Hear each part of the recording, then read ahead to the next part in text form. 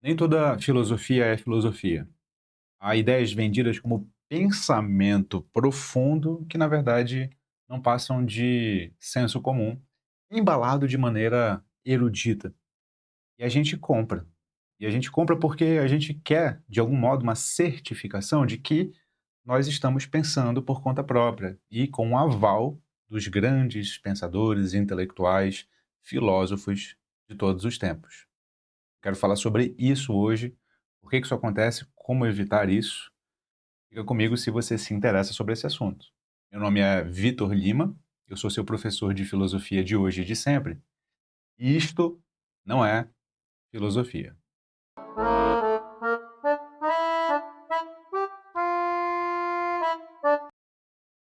Nessa aula aberta aqui, eu vou seguir as minhas anotações para falar sobre esse assunto e primeiro eu quero dar um contexto, quero dar uma situação dessa problemática.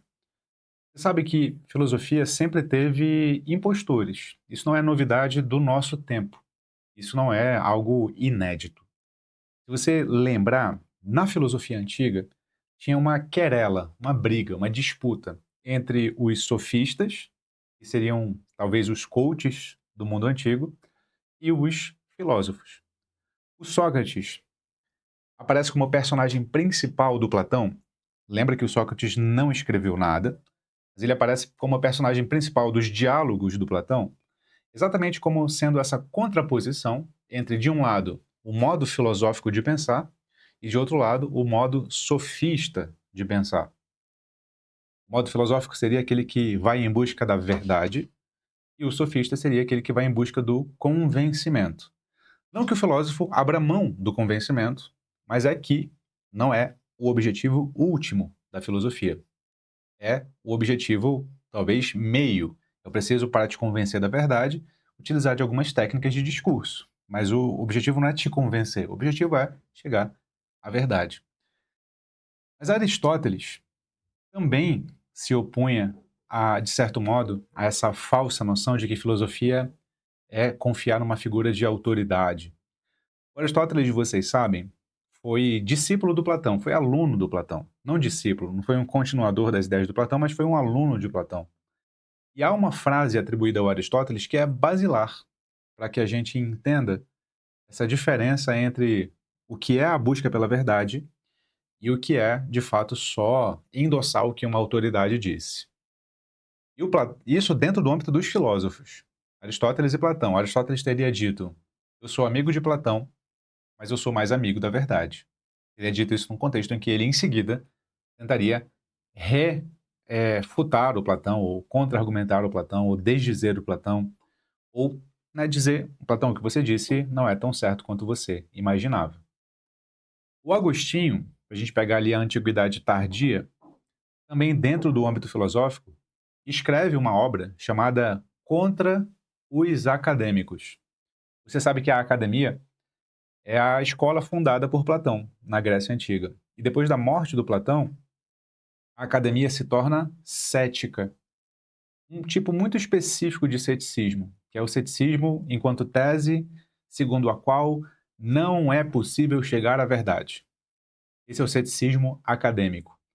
E quando o Agostinho escreve essa obra contra os acadêmicos, o que ele está tentando formular, na verdade, é uma objeção, uma contra-argumentação, uma refutação àqueles que pensam que não é possível chegar à verdade. Agostinho, cristão, está querendo argumentar que sim, a verdade existe e o pleno caminho para ela está aberto.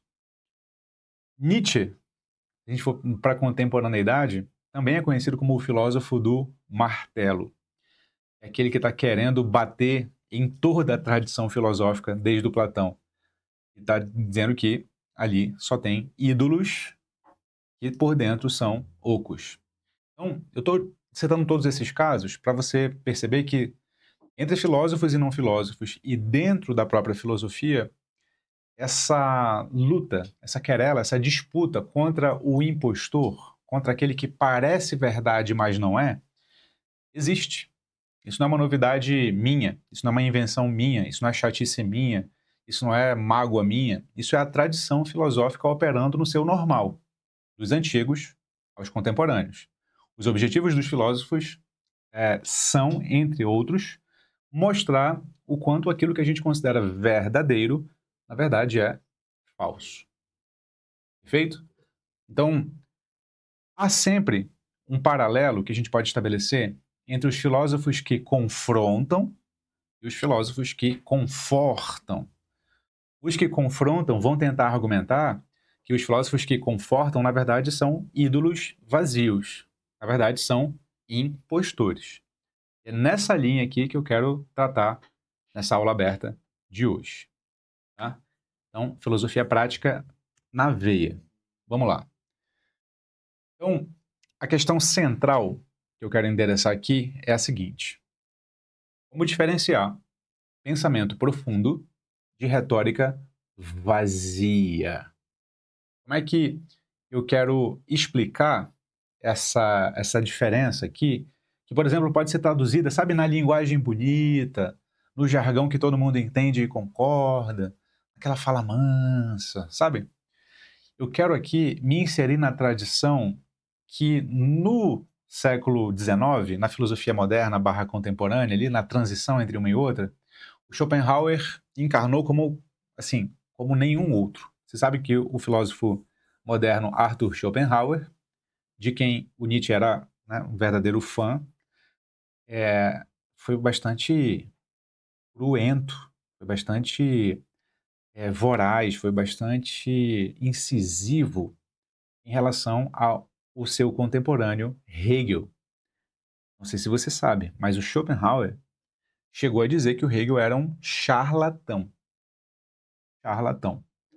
Ou seja, o Hegel parecia profundo, mas na verdade só tinha retórica vazia. É nesse espírito schopenhaueriano que a gente está se inserindo aqui nessa aula. Como diferenciar pensamento profundo de retórica vazia? Então, quero abordar de modo triplo aqui. Eu quero dizer o que caracterizaria uma filosofia mais autêntica, de um lado. Em segundo lugar, eu quero dizer como é que a mentira se disfarça de filosofia. E, por último, eu quero dizer por que a gente acredita nessa farsa. Por que a gente, apesar de quase tá evidente que é uma farsa, por que a gente acredita nesse negócio? Então, vem aqui comigo, a gente vai refletir sobre isso. Em primeiro lugar, o que caracteriza uma filosofia mais autêntica, uma filosofia mais real, uma filosofia mais genuína? Vamos lá. Vamos ficar com a definição platônica, porque a gente pode até discutir filosoficamente, isso é um problema filosófico, o que é a verdade? Existem muitas teorias sobre o que é a verdade. A verdade como correspondência, a verdade como coerência, a verdade pragmatista como uma utilidade. Existem teorias que disputam o que é a verdade. No entanto, eu posso até discordar delas, mas eu posso concordar que a filosofia de fato é a busca da verdade. Platonicamente falando, é isso que é a filosofia. A verdade se sobressai sobre o conforto, nem que ela te confronte. Então, vamos partir desse conceito? A filosofia é a busca mais abrangente pela verdade. É claro que a gente pode refinar esse conceito, porque as ciências também buscam a verdade, as técnicas também buscam a verdade. A filosofia busca a verdade sobre temas específicos, segundo eu defendo. Metafísica, epistemologia, ética e existência. Tá? Dentro desses temas tem vários subtemas, inclusive o da estética, o da política, o da lógica e por aí vai. Mas é assim que eu, por exemplo, nos meus cursos iniciais, para completos iniciantes, como a filosofia prática, por exemplo, ensino. Né? Módulo 1, eu coloco assim. Se você se interessa pela filosofia prática, depois eu falo mais sobre ele. Se esse é o conceito de uma filosofia autêntica, mais genuína, a busca pela verdade, portanto, ela privilegia o confronto ao conforto, eu posso pegar um exemplo clássico, que inclusive está no Filosofia Prática, no curso, que é o exemplo do Descartes, do René Descartes. Você sabe que uma das metodologias do René Descartes é conhecida na história da filosofia como a dúvida metódica. O que é a dúvida metódica? Se eu fosse colocar num slogan, a dúvida metódica é o desconforto como ponto de partida. É assumir o desconforto para, por meio dele, chegar a uma conclusão mais sólida. Descartes, no início da modernidade, final do 17, não, final do século XVI, início do século XVII, 1500, 1600, ele está vivendo nesse período. A preocupação dele é, assim como era a do Agostinho, se contrapor ao cético, se contrapor ao cético acadêmico, que duvida da possibilidade de chegar a uma verdade. E ele faz o seguinte, ironicamente: eu vou assumir a postura que o cético assume, ou seja, eu vou duvidar de tudo e vou mostrar que, na dúvida, existe alguma coisa que permanece. E aí ele chega à conclusão do penso, existo, cogito, ergo sum, que nós todos conhecemos na história da filosofia. Porque você pode duvidar que o pensamento existe, que você pensa, que você está pensando, que você existe enquanto pensamento, mas duvidar que você pensa é confirmar que você pensa, porque a dúvida ela mesma é um pensamento. Então, essa é a conclusão que o Descartes chega, mas a gente se esquece do método. Antes de chegar nessa conclusão, o Descartes duvida de tudo. Ele põe tudo em xeque. Ele põe tudo sob suspeita. O mundo externo, quem nós somos, se nós estamos acordados mesmo, se não estamos, se nós não somos sistematicamente enganados por uma entidade toda poderosa. Nota, esse é o modelo maior de como filosofar. Pôr tudo em dúvida para ver se sobrevive alguma coisa, para ver se alguma coisa para de pé. Certo? Então, quando, presta bem atenção nisso, e aqui vai um exemplo prático para você. Quando uma fala filosófica, seja de um professor, de um palestrante, de um filósofo renomado, de um livro, de um filme, seja lá de uma música, por que não? Existem falas filosóficas em músicas.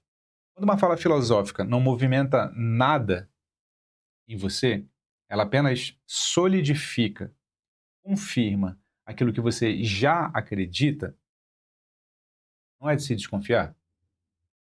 Não é de se desconfiar colocando um pé atrás? Não é de se desconfiar colocando um pé atrás e dizendo, opa, será que é isso mesmo? Claro que é. O que as pessoas que têm discurso bonito fazem muito bem, com excelência, é fazer com que aquilo que você acredita e que é a coisa mais banal do mundo tenha um ar de sofisticação. Diria Nietzsche, o que não me mata, me fortalece. De fato, essa é uma frase do Nietzsche, está lá na sua obra Crepúsculo dos Ídolos, logo no capítulo inicial, no capítulo de aforismos, de frases curtas. Mas veja, tirada do contexto, essa frase não quer dizer nada. Essa frase perde o significado. Entende? Mas quem disse foi Nietzsche. Eu aplico na minha vida. Logo, eu sou inteligente. Então, desconfie quando uma fala se assenta perfeitamente naquilo que você já acredita. Essa é uma postura filosófica inicial, fundamental, para que a gente filosofe de fato e não apenas tenha a ilusão de que a filosofia está fazendo alguma coisa com o nosso pensamento, com o nosso intelecto. Primeiro ponto. Segundo ponto é, como é que essa mentira se disfarça de filosofia? E aqui existem, claro, técnicas de sedução intelectual. E eu quero falar sobre 3 técnicas de sedução intelectual das quais você precisa fugir, ou pelo menos encará-las enquanto tais, enquanto técnicas de sedução intelectual antes de técnicas de aprofundamento intelectual. A primeira delas é frase feita. O que é uma frase feita? Eu não tenho esperanças de que as coisas vão melhorar. É uma frase feita. Ela parece intelectual, ela parece profunda, ela parece erudita, porque tem certo modelo, comportamento humano, que parece que estudou muito para dizer as coisas. Tem aquele clichê muito aceito de que quem estuda muito, quem sabe muito da realidade, é desesperançoso em relação à realidade, sabe que as coisas vão dar errado. Isso é um arquétipo, é um modelo de como você se comporta. E muita gente abraça esse modelo. O modelo que a gente poderia chamar aqui de o pessimista. Eu não tenho esperança de que as coisas vão melhorar. Pronto. Não precisa mais ler nenhum livro, escutar nenhuma música, né? Assistir a nenhum filme, conversar com mais ninguém. Você não precisa mais aprender nada. Por quê? Porque você já encarnou o intelectual pessimista. Frase feita se disfarça de filosofia porque o imaginário social concede esse disfarce. sem perceber que é um disfarce. Você bota um cachimbinho aqui, você bota aquele óculinho pequenininho, né, você deixa crescer uma barba, né? Filósofo sem barba não existe, não é isso? Você coloca um blazer, você coloca lá atrás alguns livros. Então você faz todo o mise-en-scène, ou seja, você faz todo o cenário de um intelectual, de um erudito, solta uma frase feita e pronto, disfarçado de filosofia. Tem esse também. Mas tem um que é o clichê da autoajuda, não é o clichê do pessimista, não. É aquele que diz assim: olha, você precisa mudar internamente primeiro para que tudo mais mude. Sabe aquele negócio de primeiro arrume a sua cama? Parece muito apelativo, não parece? Isso parece muito racional, isso parece muito intuitivo, mas não é. Não há dependência lógica alguma de você se arrumar primeiro internamente para depois a realidade se arrumar. Não existe uma conexão necessária nenhuma de uma coisa com a outra. Você pode se arrumar internamente e a realidade continuar caótica. No final das contas, ou na maior parte dos casos, a realidade está se lixando para quem você é internamente. Existe uma pá de casos, né, muitos casos, em que uma pessoa é completamente organizada por dentro e a realidade continua sendo cruel com ela. E existem casos em que ela é completamente desordenada, pessoalmente falando, e no âmbito público, no âmbito externo, ela consegue ser uma pessoa completamente organizada. Você acha que todo e qualquer dono, vamos pegar os grandes casos, né? Vamos pegar esses donos de grandes empresas, ou grandes gerentes, ou presidentes, né? Pessoas que lidam com coisas muito grandes. Vocês acham que todos eles tomam banho gelado e acordam de manhã cedo e leem livros e comem saudável e vão à academia? Claro que não. Isso é um clichê feito para vender produto para você. Não precisa arrumar sua cama necessariamente. Estou dizendo necessariamente porque é bom que você arrume sua cama, tá?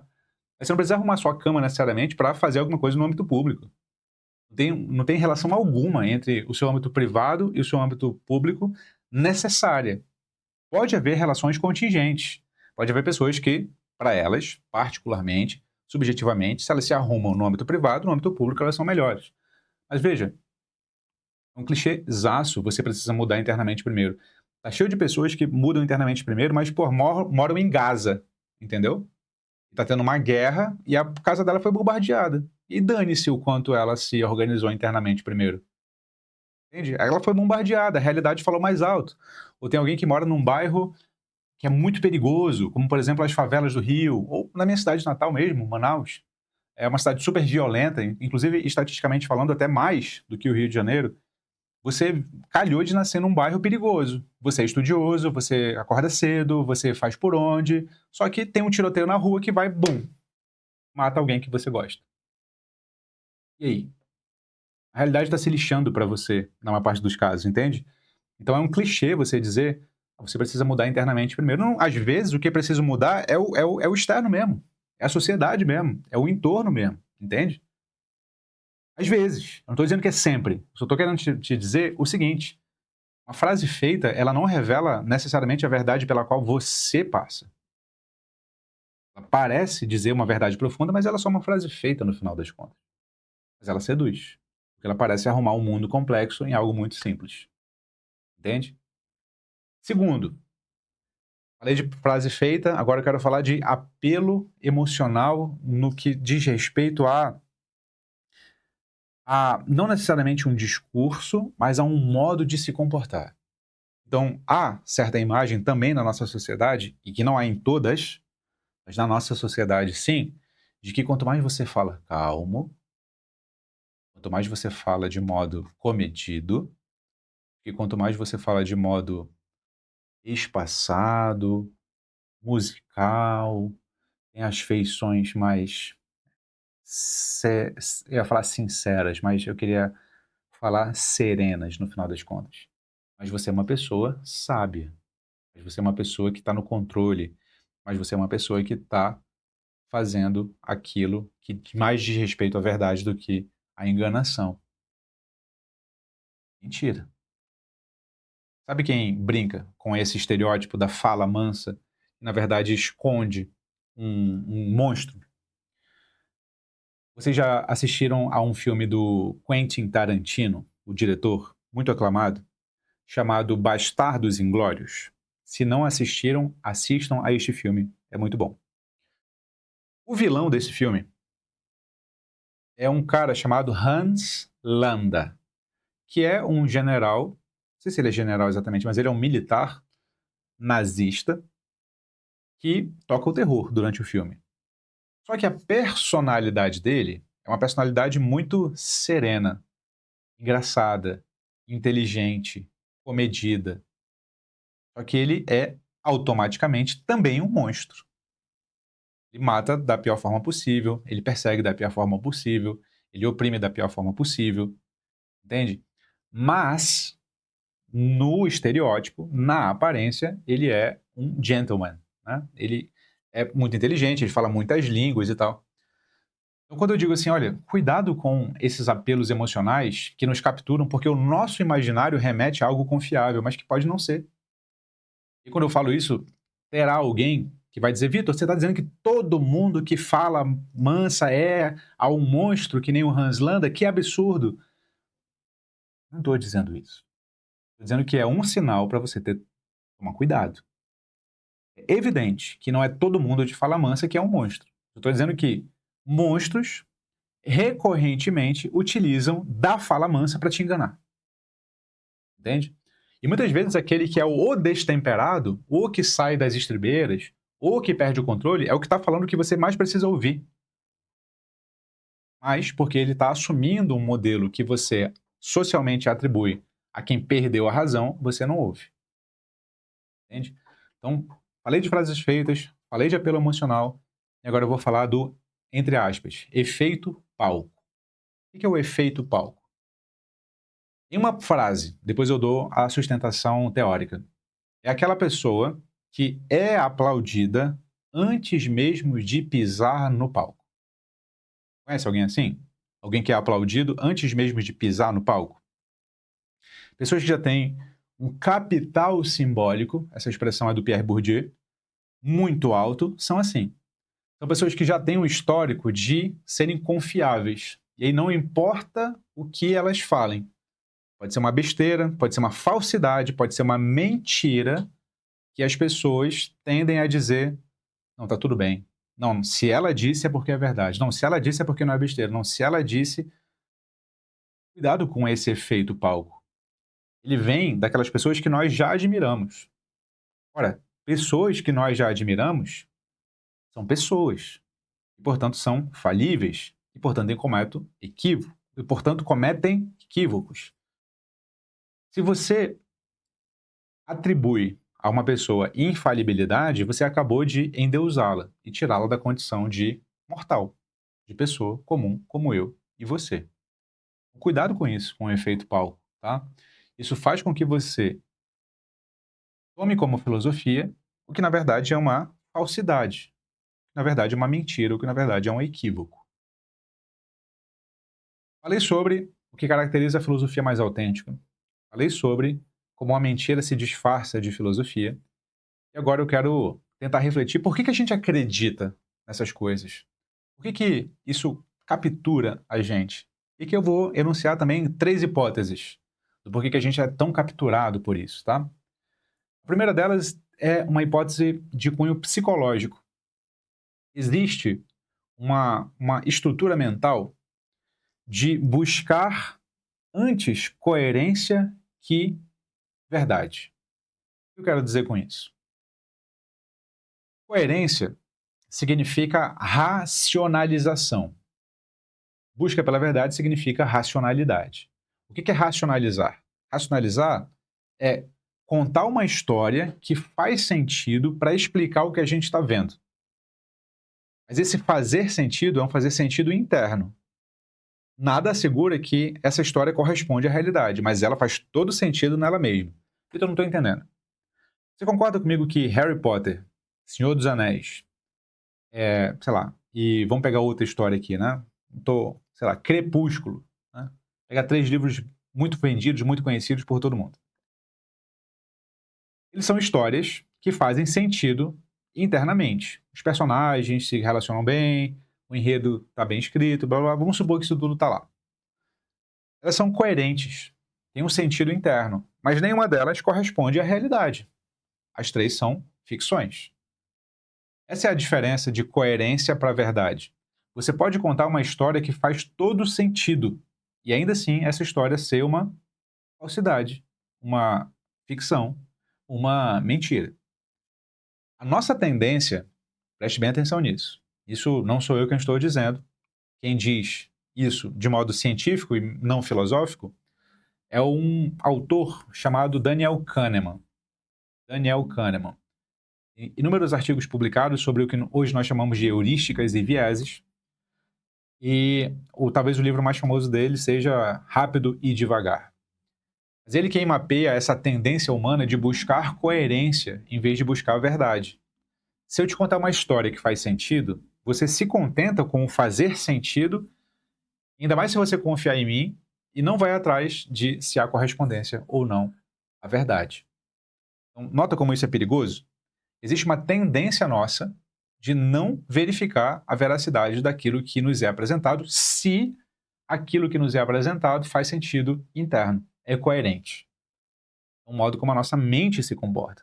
Isso associado à credibilidade que nós concedemos a algumas pessoas, isso é catastrófico. Percebe? Então esse é o primeiro motivo do porquê a gente acredita em balela. Porque é uma tendência humana mesmo. Acreditar em coerência e não em verdade. O segundo motivo é, no contexto, principalmente, e se você está me assistindo aqui agora, você se encaixa nesse contexto, mas principalmente das redes sociais, o que acontece é o que o Kahneman também chama de viés de confirmação. O que é um viés de confirmação? É a tendência que você tem a filtrar da realidade só aquilo que já confirma o que você acredita. Como é que isso funciona em redes sociais? O algoritmo, você sabe, te recomenda aquilo que ele sabe que vai te prender na tela, que vai te deixar em mais tempo de tela. Os algoritmos, portanto, reforçam aquilo em que você já acredita, reforçam as mentiras palatáveis. O que mais acontece é você ter uma posição política e o algoritmo só te recomendar pessoas que confirmam essa posição política.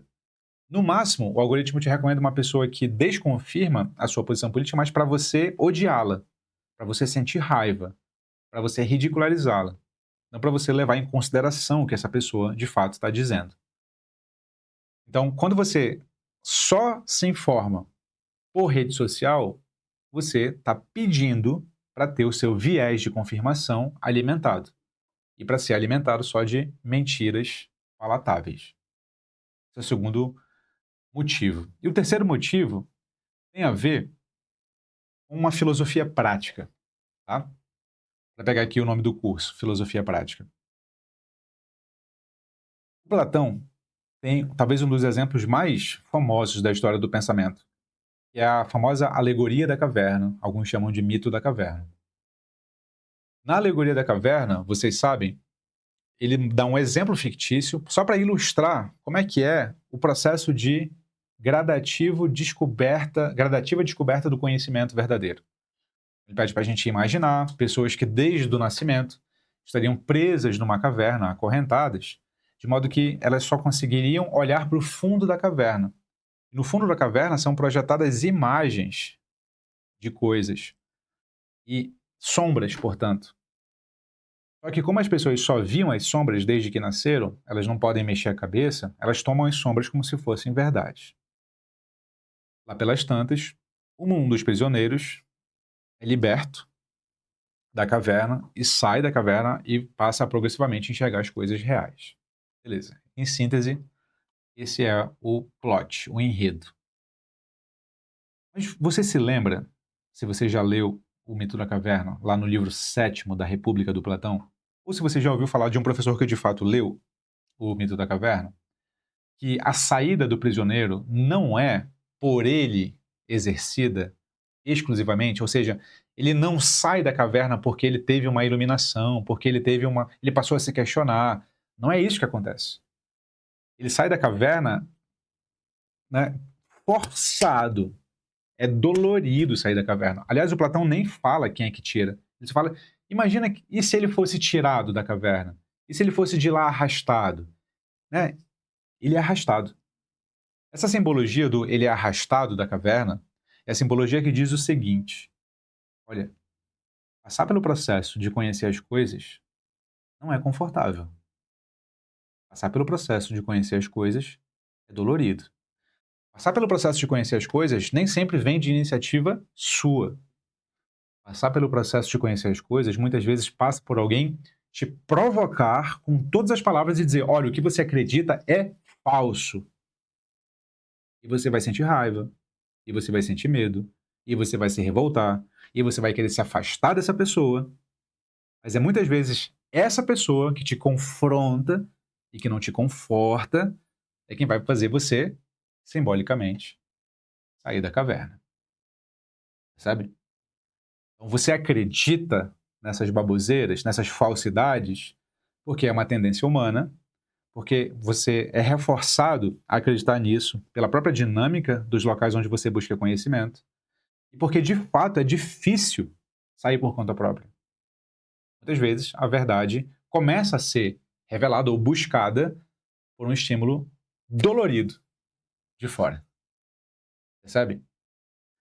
Então, ó, talvez, a maior mentira que vendem como filosofia seja a de que ela serve para você se sentir bem. Talvez. Se você quiser começar filosofia e for muito iniciante em filosofia, acessa o Filosofia Prática, que não é a minha escola de filosofia, não é um núcleo de formação filosófica. É um curso que é menor. Ele é feito para ser menor, mais rápido, direto ao ponto. E eu abri inscrições para ele agora com um preço, inclusive, menor que o preço do núcleo. Então, se te interessa começar o mundo da filosofia com a minha ajuda, clica aqui no link que está aparecendo tanto na descrição do vídeo quanto no primeiro comentário fixado e conhece o Filosofia Prática. Eu garanto que, se for esse o caso, você vai adorar. Não se esquece, você é o que pensa. Você não é só o que pensa, mas você é o que pensa. Fique com Sócrates. Até a próxima.